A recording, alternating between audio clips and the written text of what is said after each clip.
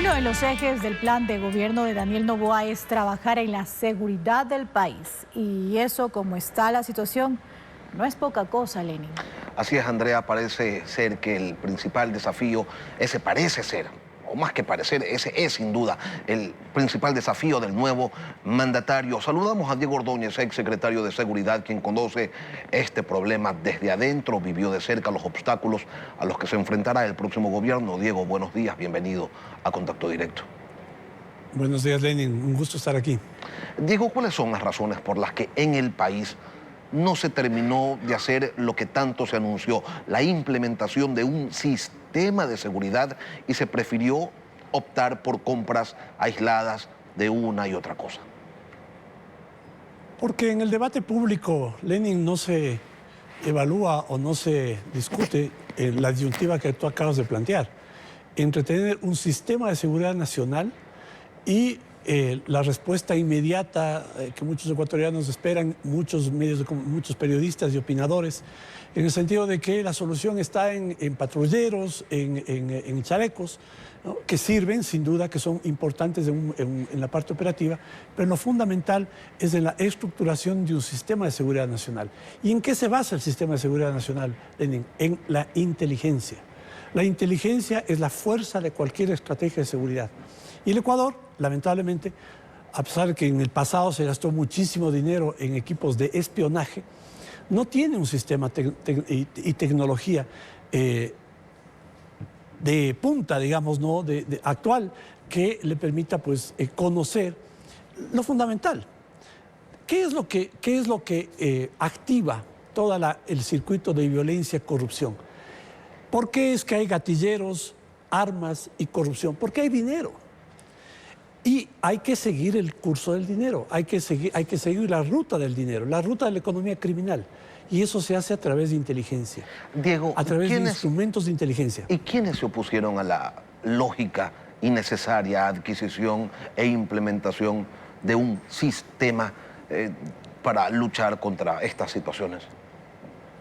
No puedo yo especificar una persona, una voluntad en específico, simplemente fueron los hechos, ¿no?, que me parece que ahora, pues, se ha avanzado mucho. El gobierno del presidente Lasso tomó una definición que fue fundamental, primera e importante, que es la de que el Ecuador califica al narcotráfico, el Estado ecuatoriano, no el gobierno del presidente Lasso, el Estado ecuatoriano califica al narcotráfico y al crimen organizado como amenazas a la seguridad. Ese es un primer elemento y fundamental. A partir de eso, ¿no?, el hecho de que Fuerzas Armadas y Policía Nacional deban trabajar integradamente, coordinadamente, combinando capacidades operativas y sobre la base de un sistema de inteligencia. Diego, ¿qué es lo que debería? Ese proceso se inició, ojalá el presidente Noboa lo mantenga y lo fortalezca. Vamos a eso. ¿Qué es lo que debería aprender? ¿Qué es lo que debería tomar el nuevo gobierno de esa experiencia no exitosa, la del presidente Guillermo Lasso, para, evidentemente, pues, no repetirlo en el futuro? Bueno, primero, importante es lo que acabo de mencionar, ¿no?, el hecho de que hay una definición del Estado respecto de una amenaza. Segundo, el de trabajar y profundizar la integración del trabajo de Fuerzas Armadas y Policía Nacional, desde el punto de vista estratégico y desde el punto de vista operativo. Lo tercero, el hacer un esfuerzo inmediato, eso significa sin duda alguna también un esfuerzo económico, que también es una limitante, para incorporar en las capacidades de esta estructura integrada de Fuerzas Armadas y Policía Nacional la base de la fuerza de la inteligencia.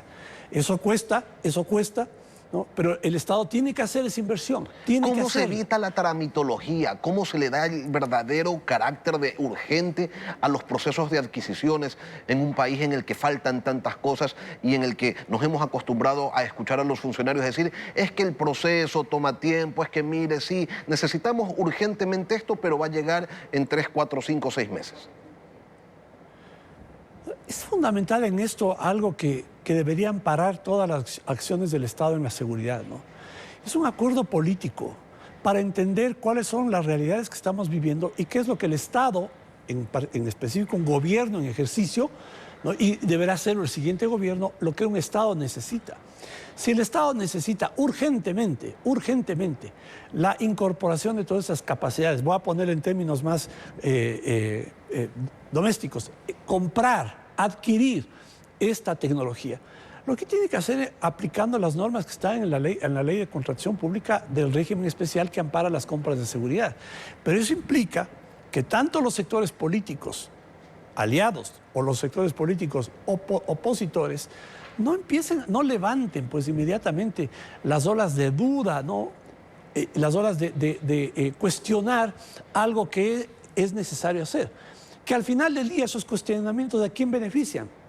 Sea por acción, o porque son intencionados, o porque por efecto de lo que se dice, termina siendo beneficiado el crimen organizado, el narcotráfico. Bueno, yo en lo que usted dice, sí, Diego, también está implícito que se necesita templanza, que se necesita determinación a la hora de tomar esas decisiones, ¿no? Sin duda, y que me parece que durante el periodo del gobierno del presidente Lasso haber adoptado esta decisión de calificar al narcotráfico, al crimen organizado como delitos que afectan la seguridad del Estado. Además, la minería ilegal también se lo incorporó como una amenaza a la seguridad del Estado, fue retar de frente al poder mafioso de los grupos organizados. Ahora bien, eso tiene que transferirse a la ejecución, a una estructura de operación que se sustente en la base de la inteligencia. En la incorporación también de otros equipos, vehículos, se necesitan vehículos tácticos, vehículos de inteligencia, se necesita mejorar el nivel de armamento, se necesita el equipo de protección a policía y fuerzas armadas. Todo esto hace falta y es urgente para este gobierno y para el Estado ecuatoriano y para la certeza que deben tener los ciudadanos de que hay un Estado que los defiende. Diego. Pero no en el camino los obstáculos políticos que son los que al final del día terminan favoreciendo la inmovilidad frente a la amenaza de la violencia. Pero no solamente es un tema de adquisiciones, también se requiere algunas reformas estructurales, por ejemplo, en el manejo del sistema de rehabilitación social. Este gobierno, en sus primeros 14 meses, optó por un modelo de pacificación de las cárceles que terminó legitimando la representación de los capos de las mafias y consolidando su poder dentro de las prisiones. Si ese no fue el camino, entonces, ¿cómo se resuelve esta realidad de que el Estado no tenga, pues, el control de las prisiones? En noviembre del año pasado, recuerda, Lenin, se tomó una decisión que fue ejecutada en la cárcel de Guayaquil, en los pabellones 2 y 7, y fue una incursión militar policial para desactivar las bandas internas, desarmarles, y a partir de eso se han venido haciendo varios operativos en el mismo sentido. Esto fue un primer gran golpe que, recuerda tú, tuvo un efecto en la calle con 18 atentados. No nos olvidemos de esto, 18 atentados preventivos del crimen organizado para evitar que el Estado ecuatoriano, a través del gobierno, intervenga en las cárceles y desarme a los delincuentes y desarticule el control interno. Ahora, claro, esto tiene que complementarse. Nuevamente vuelvo a la tecnología. Los sistemas penitenciarios son sistemas tecnológicos. Hay que incorporarse tecnología al control de las cárceles. Hay que evitar, y esto no es cuestión de un aparatito, ¿no? Yo escuchaba por ahí opiniones en el sentido de que con un aparatito se puede bloquear o aislar las comunicaciones desde el interior de la cárcel hacia el exterior. No, es una tecnología un poquito más sofisticada y un poquito más costosa para tener un aislamiento virtual de los centros carcelarios para evitar que se comuniquen de adentro hacia afuera. Hay que instalar un sistema de control de accesos, un sistema de control interno y fundamentalmente capacitar al personal y mantenerlo a salvo de la contaminación interna. Y esto es un trabajo que es más complicado porque hay muchísimo de pensar que con nuevas personas se solucionan los problemas, ¿no? Es esta combinación la que es necesario ejecutar.